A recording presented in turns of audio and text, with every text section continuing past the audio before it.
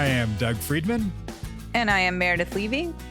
And this is your Mental Breakdown, the podcast.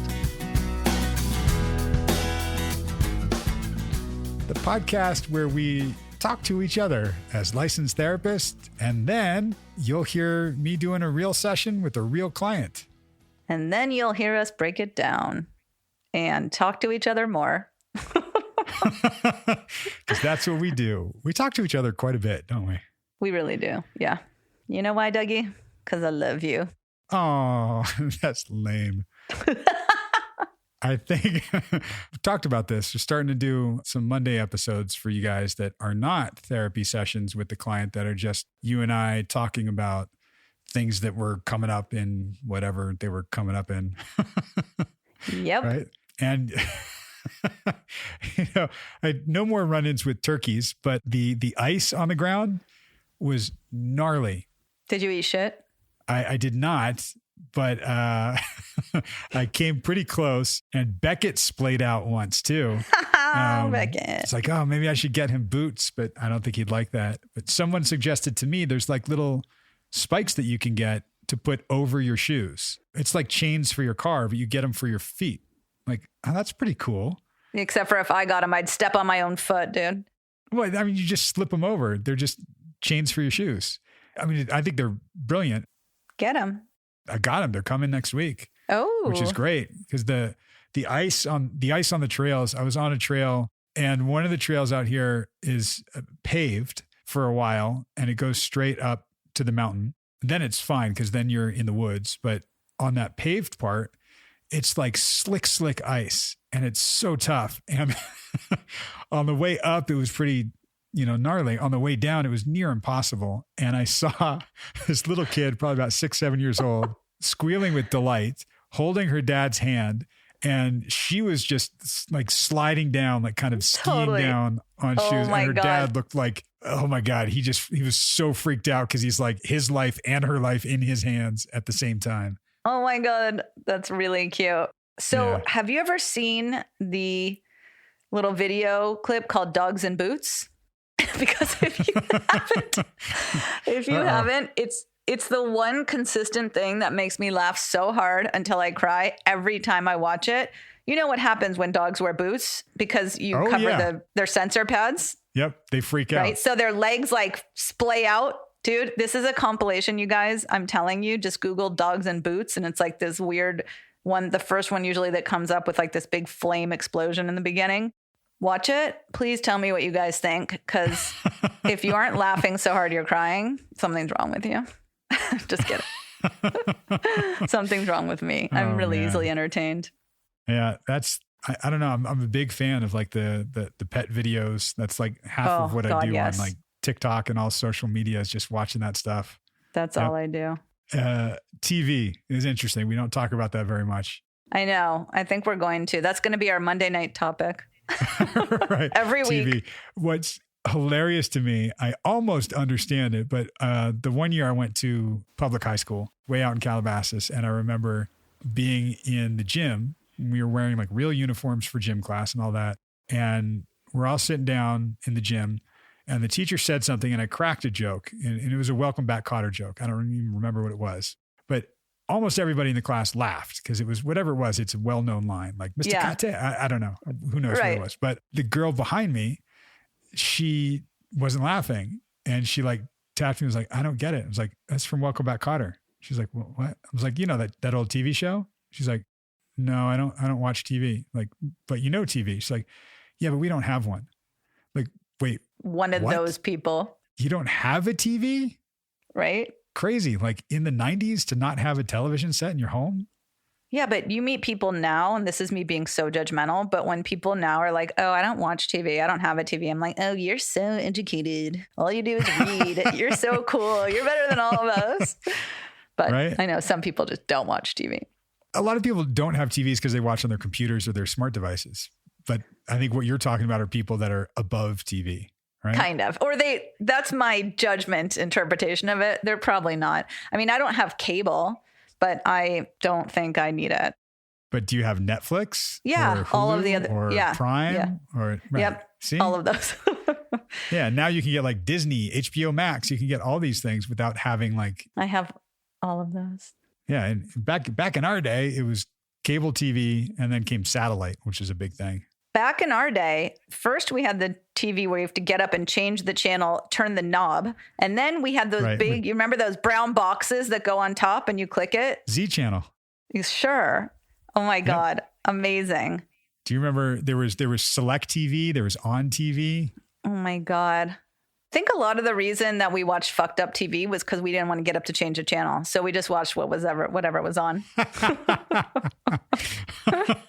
Can you imagine kids today if they didn't have a remote? Well, they would just probably sit right in front of the TV so they could turn the channel. You're not wrong. We did that too. We did that. Yeah, we did that. Then parents were like, don't sit so close to the TV. You're going to hurt your eyes. Meanwhile, all we do is stare at a goddamn computer all the time right, now. Right. Yeah, and we have to wear glasses to read. I don't even read anymore. I listen to audiobooks because it hurts my eyes too much. I just reread Siddhartha in 2 days. A day and a half. I was going to guess that because you said that. Yeah. You actually followed through. You said you wanted to reread that, and you really did. I did. I followed it through. Yep. And I actually gave it to a friend also who followed through. I'm not sure if he's done yet, but it's a really good book. And then I thought, I pulled out The Alchemist. I was like, I need to reread this. Yeah. You don't like The Alchemist, do you? I've always heard I would love it for many, many, many years. And don't worry, I quote, I'm air quoting, I read it. I listened to it on audio. Okay. And I can see how, had I listened to it maybe 15 years ago, or read it 15 years ago, it would have had a bigger impact. I can see that. Yeah. It's a little more shiny for me than Siddhartha. I love Siddhartha, but Siddhartha is not like, you can't skim it, or you can't, like, I had to reread many lines and be like, wait. It's deep. It's deep. Alchemist is deep, but it's shiny too. I've read, I think, every book by Paulo Coelho. Wow. He's great. I'm on Dan Brown right now. The Origin? Yes, that's the one I'm reading right now. Such a good book. My God. By reading, I mean listening to on audio. I love all of Dan Brown. I've read everything he has. Oh, yeah, me too. That used to be back in the old days of being able to fly everywhere, my airport book. Like I'd buy the latest Dan Brown in the airport and didn't care about how long the flight was because I would just be engrossed in the Dan Brown story. Totally. The two things I love are like audiobooks and podcasts and trails, like hiking on the trails. And those are three things. Podcasts / audiobooks, like listening to. That was confusing. Right? Okay. Yeah. Yeah. I got you. And hiking on the trails. And this person was like, wait a second. Don't you just want to hear the sounds of nature on the trails and be at one with the beautiful place that you are? And I guess I do to a degree. And for some of the hike, I do that. But I love having one ear on an audiobook and one ear in nature. So I get a little bit of both. That's so funny. When I go hiking, I started listening to podcasts just because I'm like, this is so hard. I'm dying. I need something to get me through it. Right. But I do both. I'll take it off and I'm like, listen to nature. But what the only podcasts I listen to are like cold cases, murder mysteries, like, my favorite murder type stuff. And so I always go at a time where there's not going to be a bunch of people. So I'm like in the deep forest hiking and it's shady and I'm listening to this fucking murder mystery and I have my ear pods on. And now that you say wear one, I think I will. But so I'm like, half the time I'm just like looking around me like someone's going to jump out and fucking kill me right now. Oh, wow. But they don't. Yeah. Yeah. Interesting. Because that idea of just wearing one, earbud or AirPod or whatever you're listening to, I absolutely only use one, even for phone calls. Like I like having one ear in the room, like to pick up ambient sound. Yeah. It's so weird when I listen in stereo to somebody talking, whether it's an audiobook or you. It's like how your ears work in real life. You hear in stereo. Sort of like, but I'm so used to like how you talk on a phone. I mean, nobody really does it anymore. They don't even hold their smartphone to their ear, but how we grew up like holding a phone to your ear. You just have it in one ear, right? So that's just what I started doing. And it trips me out to put headphones on both ears when I'm on an actual just phone conversation with somebody. It's just too weird. Fair enough. I will not force you to wear both earpods. You could try. It wouldn't happen. Somebody I did see had one of those bone conductor headsets. So it sits outside of your ear and it's on your skull, and it sends the vibration directly to your ear, like inside. What the fuck are you talking about? Yeah. What? Please explain that to me. It's actually in that Dan Brown book as a piece of like technology that somebody perfected. Wait, is that real? It's absolutely real. There are headsets that are, I guess they're called bone conductor headsets, where they just sit on your, I don't know, somewhere on your head, like against a bone. They don't go in your ears. They do not go in your ear or on your ear. Oh my God. What in the mother of? They send the, whatever, the vibrational wavelength directly to, your bone, and you hear it inside your head, like in your butt. It's weird. It's very weird. It's like what we're listening to right now, you and me and everybody out there on podcasts, most likely, they're listening to something coming from external into their ear, right? This is something like where the vibration and the wavelength is in your actual head. Isn't that crazy? Yes, I want to get one immediately. And they're probably $10,000, and they probably are not good for you, but whatever. One day we're going to have chips in our head anyway. They're actually pretty cheap. They're no different than like a Bluetooth headset. Okay. Well, if we weren't doing this, I'd be Googling it right now. Bone conduction headset, bone conductors, whatever it is. You'll see it. It's there. Okay. Speaking of bone conductors.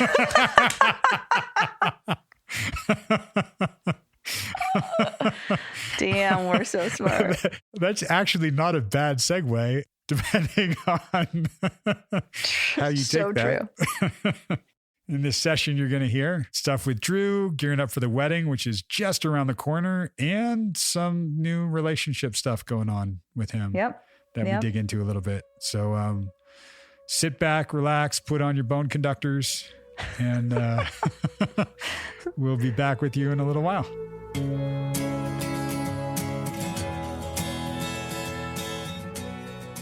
Yeah, you mentioned wedding. I take for granted that you're in fashion. Yeah. Going to a wedding is kind of a big deal. Yeah, it's fun. But it's family. Like, what do I put out there? How do I look? What do I do? Right? Yeah, and I we got my tux last weekend. He had like a special tux, like all like the boutonniere and like all that. Yep. And so it's such a small thing, but I don't want to be the only guy in a groomsman outfit. That's not part of the party. Yeah. And so I'm bringing a backup just in case. But I'm getting to the point where I want to talk to him before I get there. And I think this is like a good way to do it of, hey, what should I wear? Because something I care about. And it's a good spot for me to be vulnerable in that sense of like, hey, I'm excited to be here, but I don't want to overshadow anything, and just kind of see what he says. Because I still haven't talked to him. That's wild. Yeah. I mean, it's not, because you haven't talked to him in like almost a decade anyway. Right. But just wonder where you are with that in terms of like, do you still feel like you need to prep? Do you still like want to spew out that letter and all the things you were thinking? Are you just like, no, I just want to be like, yo, man, what do you want me to wear? Good. What do you think? I think I said it a couple of weeks ago, where I'm so focused on the actual event that I lose sight of like the up leading to it. And I think that's kind of where I'm at now. Yes, I still want to reach out and still talk to him, but I want to talk to him today, not a prequel to the wedding. Right. I want to talk to him, not a, hey, I need to get this out before I see you. So I think that's where I'm at. Totally. Which is a lot better and a lot less stressful. Right. It's a lot less stressful. How'd you get to that point? This is the first time in my life I've been able to 24/7 do whatever I want. No job, no nothing. Tell me where to be. Tell me where to do, any of that. And so on this side of things, I'm slowing down a lot more and kind of enjoying the moment a lot more. Slowing down and just kind of seeing where I'm at today. Yeah. And just taking it day by day. And like today, I want to talk to him. I want to text him. Yep. I don't know if I will. Probably won't. Right. But at least I want to now. Yeah. And I think that's a big step. Yeah, that's a huge step. Yeah. And part of what you're talking about is not carrying all this weight and all this baggage from the past or even future. Like, well, what I want is out there. So how do I lay the groundwork now? Because then the conversation becomes laying the groundwork for the future. Or if it's the past, it's here's all this shit that happened. Here are these snapshots that we have of each other. We got to reconcile. So if I talk to you now, we got to dig into that. Yeah. And now, because you are focused on being present and focused on what's right in front of you, like you said, partly because of work and partly just because that's where you are right now. Right. Oh, I can have this conversation just about today, not about future, not about past. And I think that's such a bigger topic for my life right now, of just being able to slow down and doing what I want to do right now. Yeah. And still having a plan and still doing my shit. But I feel like all over my life and work and my personal life and brother's life and family life, I'm kind of in the same position in everything right now, which is cool because I can kind of use what I learned in like one situation and plug it in somewhere else, which has been a cool learning. I feel like I'm learning a lot more right now. I think I'm over like the sad bullshit of the last 2 months. Okay, dealt with that. We're good. And now I'm gearing up to kind of go do my thing again. It's allowing me to kind of see that path a lot more clearly. Yeah. Which is getting me really excited again. I feel like I haven't been excited for anything in a while. I'm getting back to like where I was. And then some. I feel like I started over where I was at and now I'm growing past that. Yeah. And it's, I wanted to say too, it's not that a relationship sidetracked you and derailed you so you can't have another one. It's how you were in that relationship that pulled your attention away, shifted you. We talked about some of the codependence, some of the reassurance, and that I'm not okay, all that stuff that was floating up. And now you're kind of going, oh, wait, this is me doing me. And I'm experiencing this. And, oh, this does feel good. I do have 24/7 free, but free to do what I choose, not obligated, choose to do. And you're making the choices that you want right now. Which is liberating in a huge way. And I'm starting to kind of like see that. And like I said, like I'm getting excited again. For the most part, it's been pretty good. I mean, the other thing that's been kind of happening, so this girl I used to work with, did I tell you about her? Yep. So it's a bigger story than I think what I told you. She's super cool and allowed me to kind of like step outside of old girlfriend, who was the only one. Kind of like brought me back to, oh, okay, we're going to be all right. Right. And so I saw her again last week. And we ended up hooking up, all that, whatever. But we had talked that night and I come to find out she's married, but they're not together. So it's still legally married, but he lives in Seattle. She lives down here. They don't live together, completely separate lives, all of that stuff. Right. And so that kind of threw me off. Sure. In a big way. And I was like, okay, so be it. If that's how you're playing your life, like that's your choice. You know, it has nothing to do with me. But it almost made me feel guilty because I don't know the full story and I don't know how he feels. And going back to a couple of weeks ago of all that shit, I feel like I'm putting myself in that same position. Yeah. But the nice thing that's been happening is when I text somebody, especially new and trying to get to know them, when they don't text me back, I take it personally. And me and her don't talk at all like that. And like we've been upfront about it. Because I mean, I'm busy. I'm doing my shit. I'm up till 3 a.m. working on projects. Like, I don't have time to sit and talk to somebody I don't really know. And so all that to say is like, we don't communicate at all unless we're going to like hang out, which has been freeing for me to not feel like I need her to give me that reassurance of, oh, our date went really good. Oh, I had fun with you. All that. Sure. It's just like, yeah, I might see you again tonight. I might see you again next week.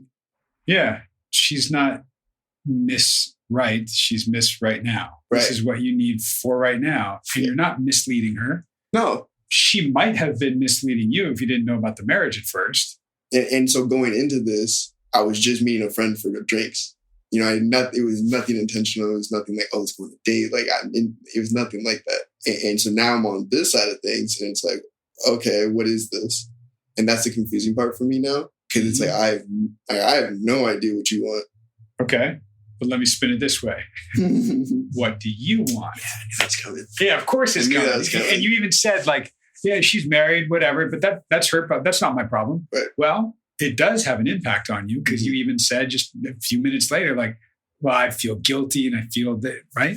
And I feel like now, even starting this over again, I'm getting myself right back into the same situation. Okay, we got to be secret. We got to hide. And it's just like, why?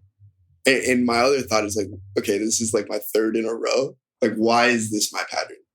And so that's why I'm taking a step back and being like, like, why her? Why now? What am I doing? And why am I doing it?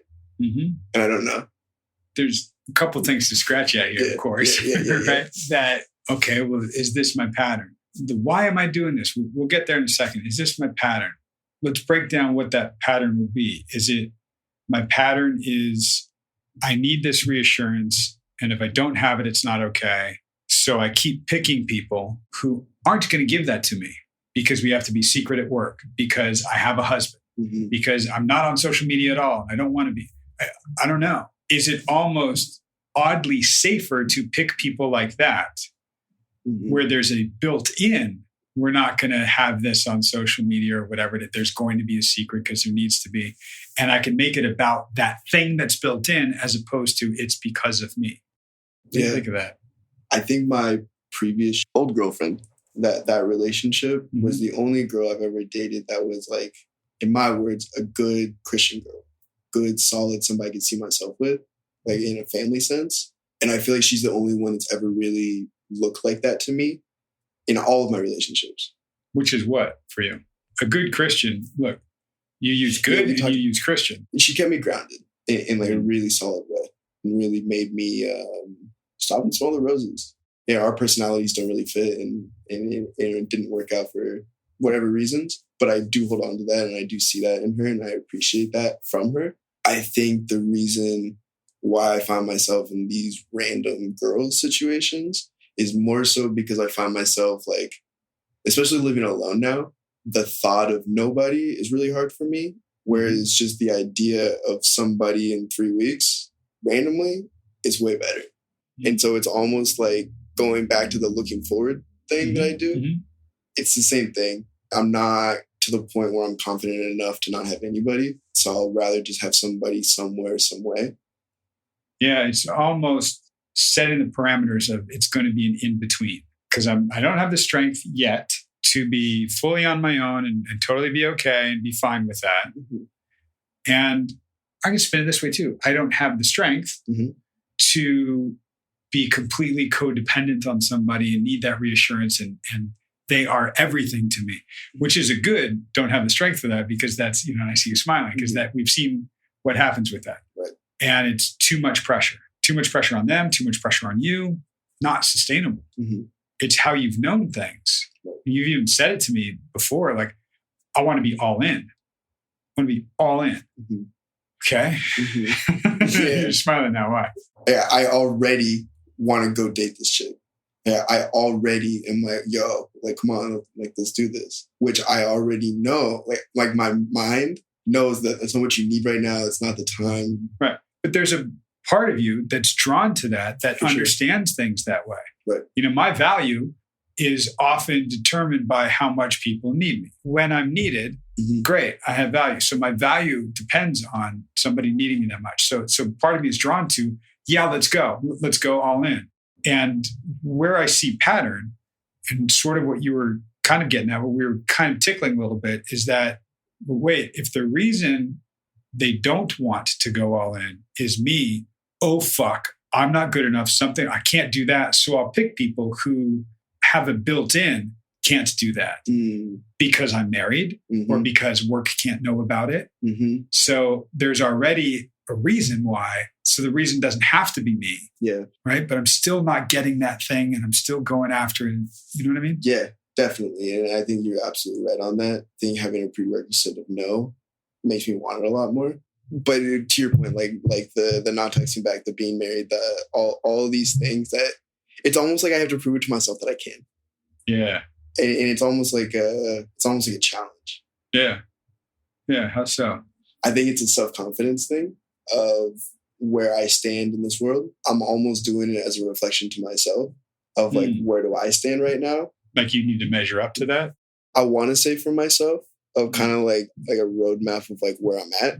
Yeah, that's crazy because I've always looked at my new girl compared to my last one. Is she better? Is she better? Right. Is she better? Have I hit the next mile marker? I don't even know this chick and she's already better than old girlfriend. Like now that I break that sentence down, I don't even know this chick. So what would be another way to phrase that? That might be a little more accurate. I don't know the right wording, but I want to go somewhere like old girlfriend wasn't what I wanted at all. It's not that she's better. It's just now I realize it's not what I wanted.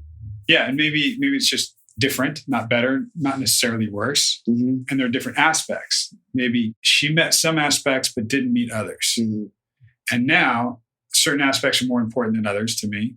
And this girl, I don't know her, but already there are different aspects that are really appealing to me right now. Right. I think a month maybe so ago, I said my mind knows it, my heart doesn't.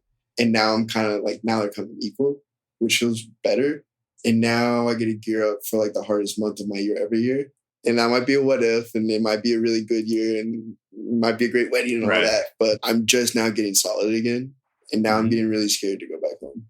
Hardest month of the year because I'm home for the holidays? Because I know what the holidays bring. I think the reason I stress about it is one, my mom, I think that's like half of it. I mean, it's like a solid 51%. This is the first year I haven't bought like a girl or like a family anything or felt like I needed to in the last like 10 years. So usually, and this is a new kind of Christmas for me, I always buy a lot of stuff for people because I think we talked about it of the acts of love and that's mine and all of that, just to try and make people feel like I cared about them, which I'm understanding now is like they know I care about them because I care about them, not because I bought them a pair of shoes. Totally. I'm understanding that a lot more now. Right. But I'm still in that. I've been torn back and forth on going buying friend pair of shoes. I love them. Like, I love them. I know he's going to love them. They're dope. They're amazing. It's exactly what I want to give him as far as a present. Is everything I want to give him, but I can't afford it. Yeah. There's something that I saw in you. Listeners will have no idea because they can't see you. Yeah. But there is a moment that captures a phrase perfectly. And the phrase is, it's the thought that counts. Mm-hmm. And the moment was when you started talking about how much he would like these shoes and how I know he would like. I mean, you lit up. Mm-hmm. Your face lit up. You were smiling. You looked like so energized and stoked. It. Totally. Yeah. This is a gesture and a thought that will show him how much I care. Mm-hmm. Well, it's the gesture. It's the thought. It's the caring. Mm-hmm. It's not the shoes. Right. He could buy the shoes, no problem. Right. He doesn't know what shoes to buy. Right. He'll buy 12 pair of shoes next month and not give a shit. Yeah. If you kind of go, hey, man, I saw these shoes are so dope. They're so you.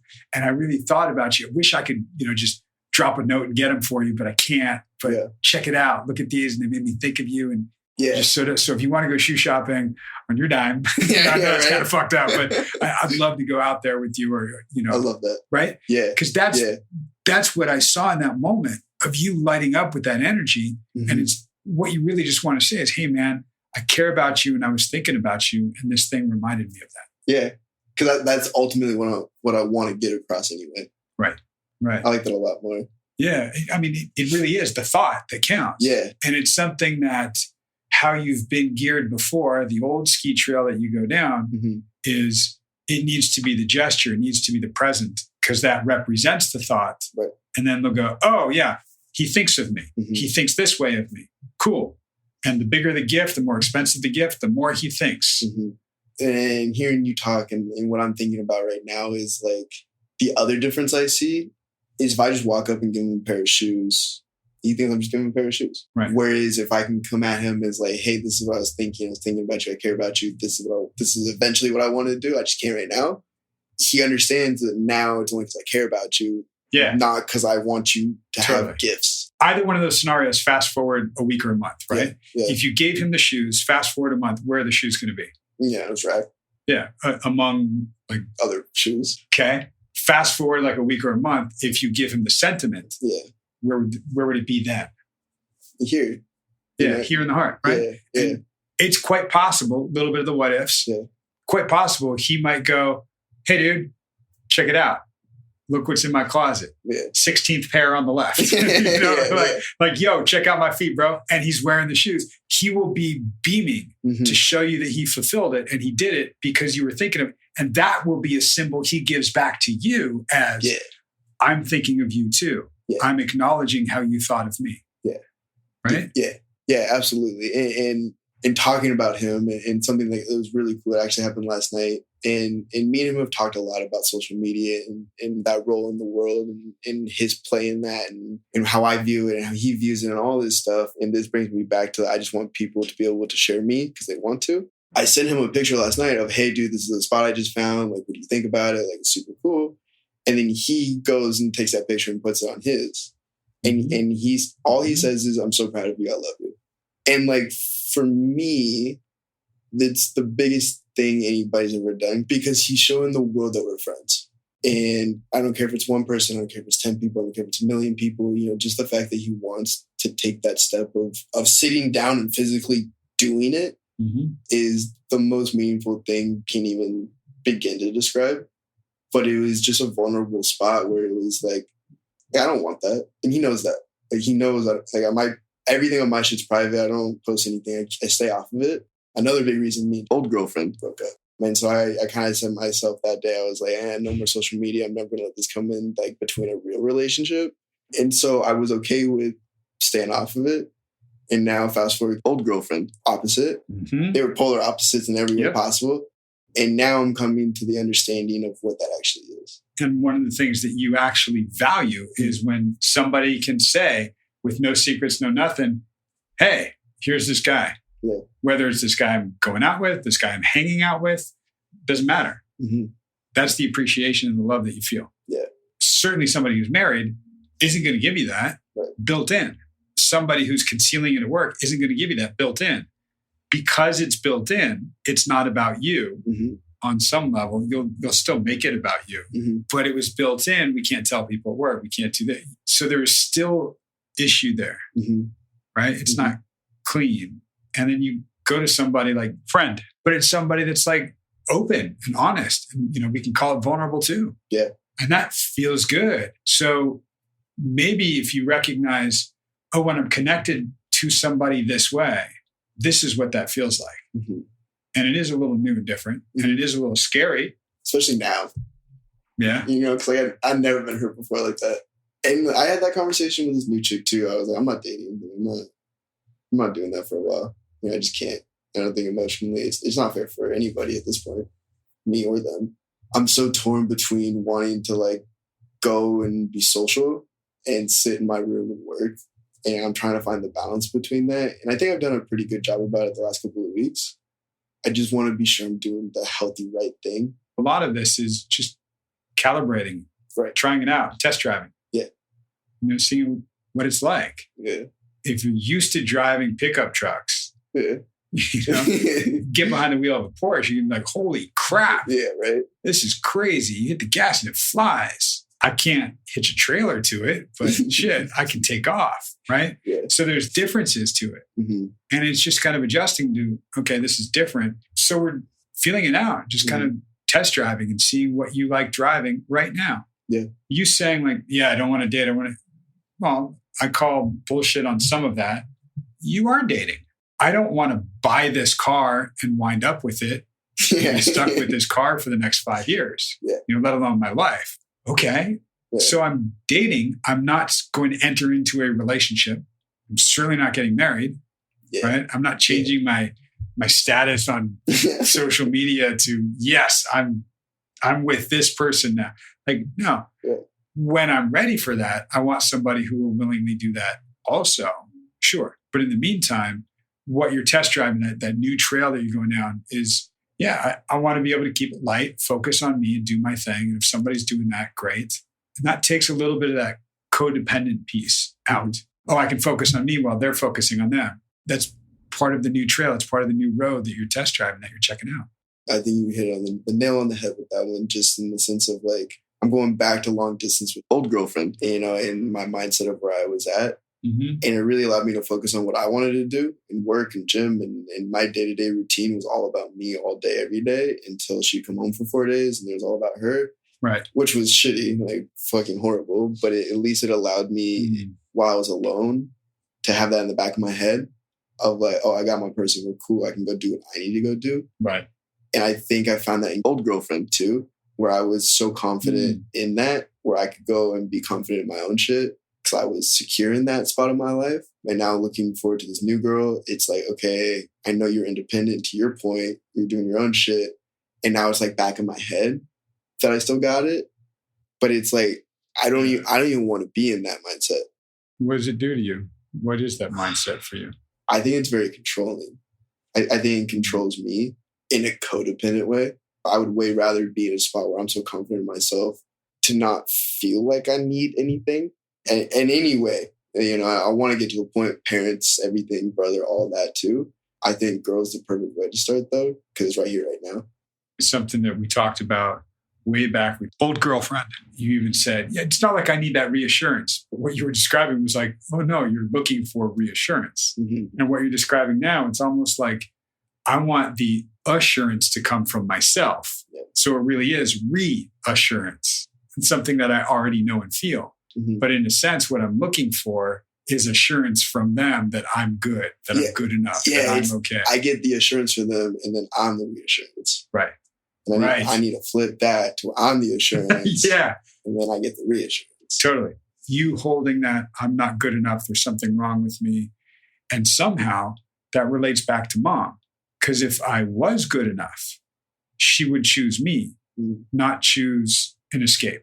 And that's something that's hers. We don't have control over that, but you've grown up with that even before her attempt, grew up with that needing to be good enough for her, for others. Yeah.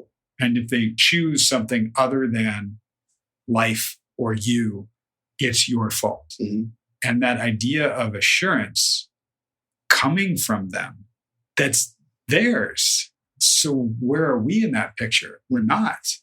Yeah. We reassure based on their assurance, based on their life. Where's our fucking life? My entire life, I've looked for assurance from other people.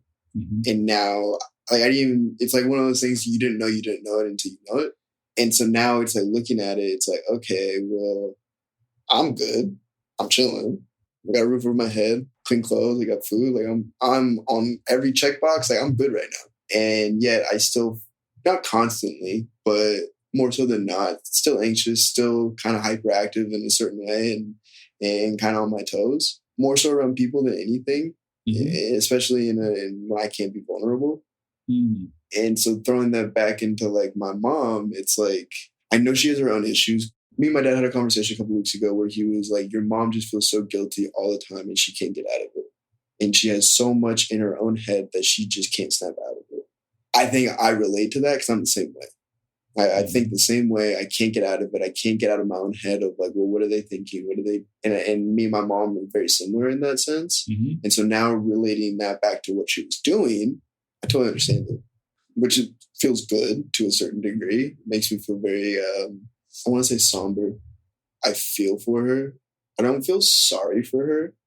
I don't, but I feel for her. What do you feel for you? Half of me feels like, hell yeah, we made it through it. The other 25% feels like, damn, that was really shitty.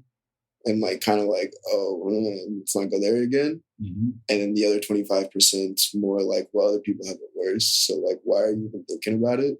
And I think about that 25% probably the most. I mean, there's so many other people in this world that have it so much worse than I do. And I don't want to belittle what I went through or the feelings that I feel about it. So that's not fair to myself. It's just not. Good. But in retrospect, this was the biggest thing in my life. And I always held it so close to, oh, this is so catastrophic that nobody can know about it. And if they do, it's over. Like, that's it. And now it's more understanding, like, nah, I mean, we're okay. We're okay. We're doing good, actually. I'm trying to step back into counting my blessings every day, not looking at what I don't have. Yeah. And even just looking at what you do have, you gave me 50, 25, and 25. So put those all together, and that's 100%. We have to put them all together. So that 50%, yeah, we got through it. Yes, you did. Both of you together, separately? Yeah, yes. Okay. 25%, damn, that was fucked up. That happened to me. And the 25% other people have it worse. That's true. That's good to recognize about other people, about the world at large. Yes, all of our experiences are relative to our subjective experience of it. And I bet that percentage, that 25%, would change a lot if you start talking to people about your experience. You would hear some go, what? Because we've talked about this, their frame of reference and where they are, their spectrum is like, okay, maybe the biggest thing that they've experienced was, they struck out at a baseball game. Right. And some people that you tell that to will go, yeah, man, my family was in a plane crash, whatever it might be. Right. They might have something that seems to dwarf yours. And it would almost start to just dissipate and fade away because we're comparing to others. It's a way to protect from that 25% that was my own. This is what I went through. Well, they go through it worse. So, and you said not to diminish what I went through, but it's almost a selflessness to a fault. Right. Like we've heard of selfish to a fault. Selfless to a fault is not honoring and recognizing what you experienced yourself. Because it was, as you said, the biggest thing to date. it's being able to relate and have compassion and empathy for it. Absolutely. This is my poison that I hold in me. And the more I let it in, the more I think about it. And I think that's been a story of my life for the last 10, 15 years of like, I've thought about it a lot. And so I stay in it a lot. I mean, even this for me of understanding people are going to hear this is allowing me to let it out in a way bigger way than I thought I could. But it's allowing me to get that poison out. So like, I don't think about it really anymore. I haven't had a night terror in months. Like it's allowing me to like spew and get it out and allow myself to more focus on like the good. And so it's coming, it's getting out, and I'm feeling that, and I'm focusing a little bit more on the other side of things. It's huge for you. That's a new trail. It is. And you're walking through it and it's feeling great. And the more that you open this stuff up, the less you're internalizing it. It's funny because I haven't checked in about night terrors in a while, purposefully. And if you remember when we talked about it way back, it was like, oh yeah, we're gonna ease that because it's not okay. We'll ease that. We'll do it by not talking about it. We're giving this stuff a way to come out somewhere else. And even to your point, spewing, right? Which is what you were doing the first session we just talked about, like just spew it all out, right? And you might not recognize it, and we might still have a ways to go, but where you are right now is more focused than you've been. You talked a lot about organizing my thoughts and just giving yourself a space to just get all this shit out and dump it all out allows you to be a lot more focused in other places. A lot more. I get like so much more. It's insane. Like, especially work. I think work more than anything, more so from a motivation aspect. Because a lot of my life, I've done a lot of everything I've done for somebody else. Right. And now I'm doing work for me, and I'm seeing huge progress. This is, at the end of the day, at the beginning of the day, and all throughout the day, your life. Right. Yeah. You're walking through your own, and it's feeling good. My movie. That's right. It's my movie. Yeah. You're the lead actor in it, dude.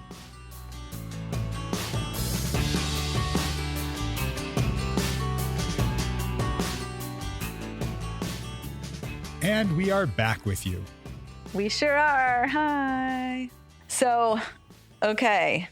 When the first thing that he brought up, or actually, I think you brought it up first, was about him being a designer and what's he going to wear, right? And I was like, yes, we're finally getting into the good stuff. What's he going to wear to the wedding? Yeah, I loved it. So he got his tux, and I guess it was the tux that that the brother like tells him to get, right? With all the matching everything. Right. And he mentioned that, he wasn't sure what he was supposed to wear because he wanted to talk to his brother about it. So of course he got a backup, which I was like, that's my boy. You got a backup. Right. Well, and what we talk about, I think a little bit this time and next week, a little more too, a little preview for you guys, is he was talking about where he's going to be able to have his own style totally at the whole weekend, for the wedding, for the rehearsal dinner, what do I wear? How do I feel?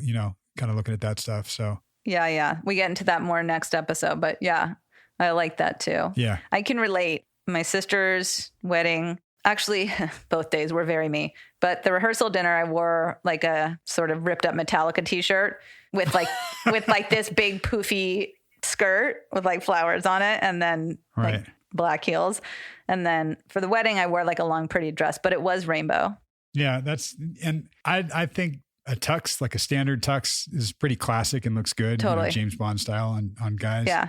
I'm not a huge fan of like wearing suits. Like I'm like so comfortable in jeans. And funny, for my wedding, I was like, what do you want me to wear? And she was like, what do you feel comfortable in? I'm like, jeans? You wore jeans to your wedding? Gray jeans. Yeah. Sweet. I wore gray jeans with a gray vest. Like, I'll look good. I'll show you pictures.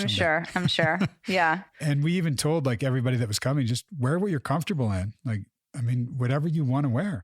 Yeah. I don't feel that way. Absolutely not. Nope. No pain, no gain. I'll wear 10-inch heels, not 10, but like, painful heels if they make me look good for an hour or two. But yeah. Wow. Most of the, please, I'm in sweats and a t-shirt and a sweater right now. But if I have to put it on for a little while, squeeze into that shit to like look better, I will. That's just because I'm a girl and vain. Okay. So anyway, yeah, then I guess you talked about how he hadn't talked to his brother yet. And I guess he meant sort of on the phone, right? But that he wanted to sort of reach out as an excuse about the clothes to sort of break the ice. And you guys talked about, though, how at this point, like, he doesn't need to have a big talk with his brother or anything. And right. that he's just really worked hard on being focused on being present. Yeah. And trying to get him to be present and be at the event, telling him, like, you can take the event for what it is without holding on to, we need to clear up everything from the past, or I need to set us up for the future. Like, we have to really work this out. Otherwise, I can't be here. I can't be present, and this isn't going to work. Like, that's a tough way to be, that doesn't leave room for just being present for the event itself. Right. Totally. Yeah. I liked that. He said at some point, can't remember the context, but it was about that. He said something about learning something in one situation and applying it to other situations. I'm like, amen, brother. That is like preaching to the choir. That's what we do. Awesome. Well, that's the fun thing that I'm sure you're going to get to is he's doing that in terms of his relationships, right? Because he's seeing like, oh, it's sort of like practicing and refining and working on myself and taking it to the next. Right? Yep. Yeah. So just dive into the new girl thing. Dive away. Love it. So insightful. It's so interesting how, even with myself, I think we can all look at our patterns with guys we date or girls we date or whatever gender fluidity there is going on. Right. Sure. And I have the same problem. Like, sure, I can see the pattern. And also it always comes down to this, but is it this energetic thing? Because there's been times where I meet somebody, they're not at all a drug addict. They're not all tatted. They're not all whatever. And then something comes out that is sort of pattern like of the other guys I've dated. And I'm like, wait a minute. I could have never known that. Like, what in the fuck? Yep. So I kind of heard that with him too, when he found out that the girl he's been spending time with is married. And, he said it really threw him off because he felt sort of like guilty. And even though they're not even together at all, but I can understand that. Right. And that idea of like, does it have to be a secret? Like, can it just be out in the open? Or like, man, why am I doing this? Here it is again. Yeah. Right. Because he noticed, like, I keep picking people like this. I keep falling into this pattern. Right. Secret, no social media, can't tell anyone about you, all that stuff. And I did like the one piece, how he talks about how she's not a big texter. She only texts basically to make plans. Right. He normally would personalize that, but that it's like kind of cool or it's fine. And I love that. I think because text can be so impersonal. It's like, I've had huge conversations over text. I'm like, I need to not do that. And I do think maybe because of the pandemic, we're getting back a little bit to more phone calls and FaceTime, and maybe that'll bleed into it. But I hope so. I think there's still a lot of people in a culture where texting is easier, It is. And there's so many clients, friends, colleagues, we talk about this all the time. We'll see a text going, hey, just checking in. Yeah. Or one that just says, how are you? And that's, probably one of my least favorite texts to get from a friend. Like, how are you? Checking in. Like, really? Really? I say it all the time. Hey, just checking in. Well, the problem is, especially not just with clients, but with everybody for me, by the end of a day, when I'm seeing clients, like my mouth is tired. You know what I mean? Sure. Yeah. You've said that. Like, you're drained. But it's not that I can't, it's literally that my mouth is tired. Like, it's not that my brain is tired too, but trust me, I can have a whatever conversation with someone, but it does take effort for me to be like, okay. Yeah. It's weird, especially not being in person. And certainly when you're with a partner, it's easier in terms of you can both be home and be, fried. Your mouth could be tired. Your brain could be like jello, and you'll just watch something, eat something, and just being together makes it feel okay. Yeah. We don't really have that. If you don't have a partner, you don't live with somebody, totally. You don't really have that. So what's a version of that? And I've had friends and I've told clients about this, like watching TV with somebody. So you're like either on the phone, not really talking because you're watching TV, or they'll have like their laptop open and have a video going, but they're watching TV together. They're just synced up. Yeah. And it's nice sometimes to have company to do that. Yeah. And it feels really good, right? I've never done that. My niece does that. She did it way before pandemic. Like they just used to do that. Oh, like, yeah. We're watching a movie together. I'm like, okay. Yeah. I had clients doing that on, I think it was called Twitch. There's all these different platforms that I just didn't know about that were doing that. I think now there's like a Netflix party that you can do or something like that. But there's plenty of places where you can do that and sync up and watch something together. And it's cute. It's kind of cool. Yeah. It's what we've got right now because we can't exactly like all hang out together and watch something the way we used to, if you used to.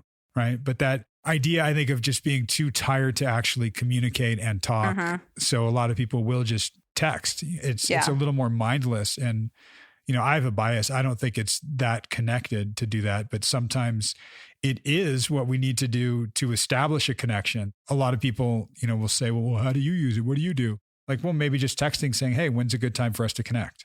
Yeah. And it's also okay, I talk about being mindful and being mindless. Like, it's also okay to be mindless and have a mindless conversation over text. Oh, totally. Send stupid videos or clips or whatever. And, whatever it is. And I think that's fine. People know how I feel about talking on the phone for the most part. So if someone wants to talk to me and wants me to call them, they'll tell me and I'm fine with it. Right. Makes me think of two things. One, I have friends now where we'll play like Scrabble or Words with Friends, but instead of like back and forth over the course of a week, we'll like play a game that night. Yeah. And we'll, you can chat within the app. Yeah. So we'll chat within the app and be playing. Yeah. And it's cool because it's like, oh, we're actually like playing a game. Yeah. So that's neat. The other thought was you and I in our maybe 30s, maybe when we were like heavy texting for a while. Yeah. Yeah. We would text like from like the time we got home from work, like 7 o'clock to like 2 a.m. And it was hilarious to me that sometimes it was nonstop. Right. Because we were just like constantly chatting. Yeah. And sometimes it would be like, we'd say something and 3 hours later, the person would respond. Right. That's the thing. Can go either way. Right. But only if we don't personalize it. That's the problem, is if we personalize it, which is what he said. But something else you said, I mean, I know you didn't make this up, but I just was like, oh my God, it was amazing. When you said Miss Right versus Miss Right Now. That's right. I was like, oh, so good. So true. Yeah. I love that line because it really is. Sometimes that's what we need is just miss right now. Well, the pandemic, I feel like, is all about miss right now. Right. It's something that if both people are okay with that, great. If it's leading somebody on, which is what I said to him too. Like, maybe it's not that great. Right. Totally. Yeah. And I think you asked him, so again, sort of trying to look at the pattern and, okay, maybe you brought up maybe the people that don't give him the reassurance he wants, it's oddly safer because then he knows it's not going to be the thing that's going to work or it causes him this anxiety and questioning. And then he threw out the good Christian girl. And I was like, let's hear where this goes, Drew. Yeah. And he was comparing it to his ex, his more recent ex. Yeah. And he was saying like a good Christian girl for him was like someone that's like has a solid grounding in like themselves and family. That was big for him. So when he's thinking of things in terms of long-term and future, in the same way that he wants to reconcile with brother, because he wants a future that has his brother in it. He wants a future that has a woman and a family. And he can see that with somebody that's a good Christian as opposed to his ex that just wanted to go out and party and hang out with her friends. Right. Yeah. And then he said, again, made me laugh. He said, I don't even know this chick. She's already better than my ex. And then he's like, God, as I said that out loud, that sounds really bad. Right. But it was funny because you guys rephrased it, sort of reframed it. But it's definitely looking at like what we want, what we don't want. And even though he's so young, the work he's doing right now, I think, is really allowing him to look at those things. And as we start to figure out what we don't want, sometimes it's a lot easier. Absolutely. And we see that kind of in retrospect. And in the moment with a new partner, a lot of times we get blinded by the drug of new love, right? It's a wonderful thing. And we'll overlook red flags, overlook caution flags because it just feels so good. It can become really impactful to the person experiencing it when it's not reciprocated. Yeah. And that everything gets read into more and more. And you overlook a lot of things because you're so intoxicated by the love drug.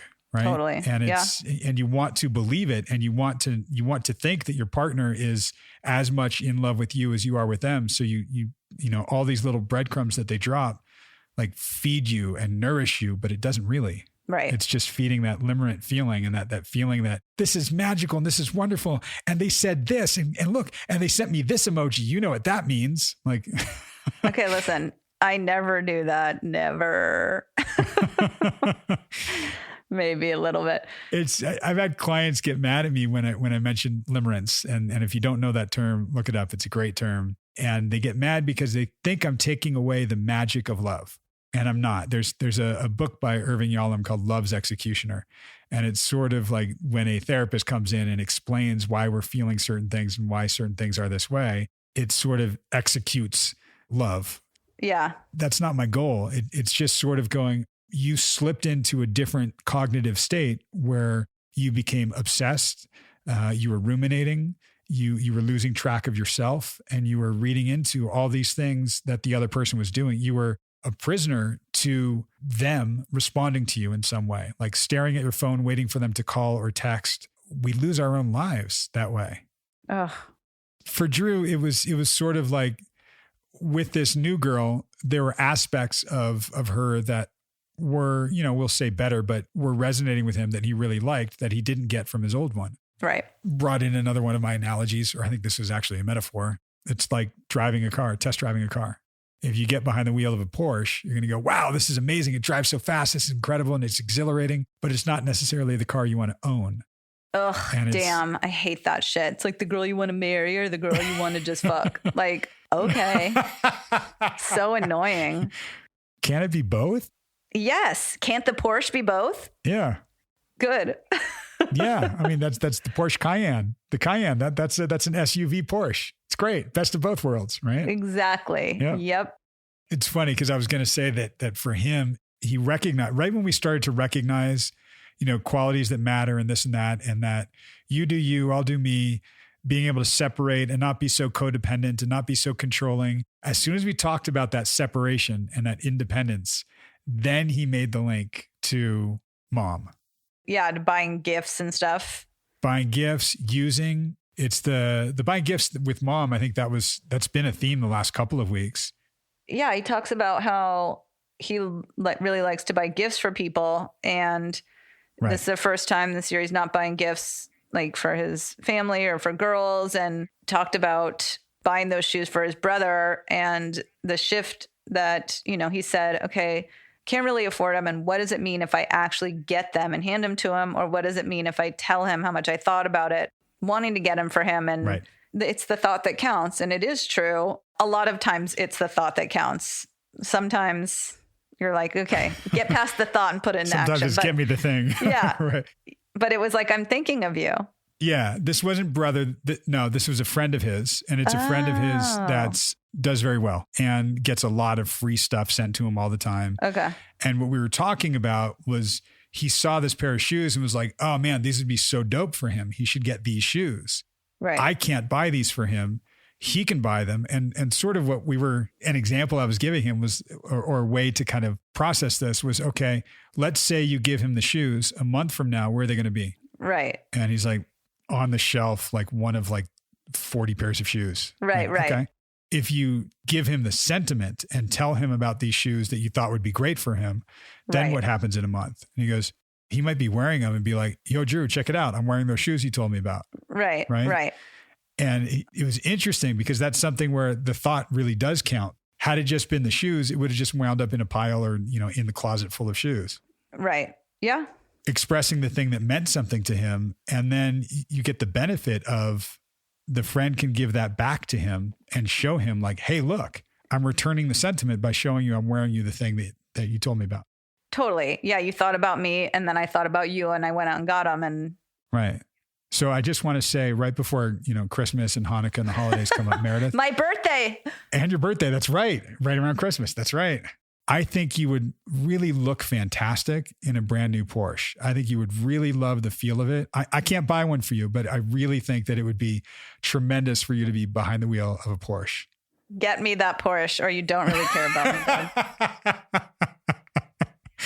Does Hot Wheels or Matchbacks, does that count? Totally. Yeah. Then he talked about how he talked to his dad, right? How his dad was talking about, I don't know if this came out of the blue or I wasn't sure, just sort of like talking about how his mom always feels guilty and she can't really get out of it. And Drew said he could really relate to that. Yeah, I mean, he was drawing some similarities, like thinking as we were talking about gifts, and he was realizing like, oh yeah, I'm like this. My mom's like this. Huh. Right. Well, that's where it comes from. Right. It was interesting because he really got to break it down and look at what makes him feel good was that selflessness. And I kind of pulled out selflessness to a fault. We hear of selfish to a fault. Yeah. But that selflessness to me was big because that's not honoring and recognizing what means something to you. You know, you're sacrificing that and giving that up for the other person so much. He's like, yeah. Yeah, I can relate to that for sure. Sometimes it's so nice to do things for other people that they appreciate and get that reinforcement, that positive feedback, and do it all the time. And then it's draining though. Right. And that's, I think what he was even saying, like, that's my poison. It builds in me and I never get it out. When you internalize it, that's where it gets so intense for you. And that's even, I loved this because right at the end of the session, he kind of checked in and just said, I think he brought it up this time and said, yeah, I haven't had a night terror in months. I know. That was crazy. I was like, holy shit, that's right. Yeah. And I think he was referencing your work together in the therapy space where it's a space he can get everything out and dump it out. Right. So instead of just internalizing it and holding it, where the only time it really comes out is at night when his subconscious comes out to play around and terrorize him, literally. Yeah. He's able to get out these things. And a lot of the process that, you know, if you've been listening since the beginning of this, you've just heard him bringing a lot of his internal process to therapy. So he's going through and working all that out. A byproduct of that is night terrors are not really going to be as present. Yeah. It's very cool. Amazing to hear him go through that process. And when he said that at the end, I was like, yes. Right. Your work here is done. It's getting there. It's almost done. Almost done. We only have a few more weeks and then he graduates. That's right. And the wedding comes first. Right. That's, oh man, you guys are going to hear me bust this line many times. It's Ram Dass's line. If you think you're enlightened, go home for the holidays. Oh my God. No. I thought you were just going to say, be here now. No, it's like be anywhere but there now. Oh my God. That's so good. It's a great line because no matter how well you think you're doing and how much progress you think you're making, go back to your family of origin and it's going to fuck you up all over again. And it's okay. It happens to all of us, but that's like a lot of the triggers. Those are like the OG triggers right there. Right. Yeah. So true. Yeah. Speaking of OG triggers, next week we dig into pretty much one of Drew's worst fears that could have happened. And it did. And you guys will hear it. Right off the bat next week. Indeed. We'll talk with you next week. That's right. Bye. Bye.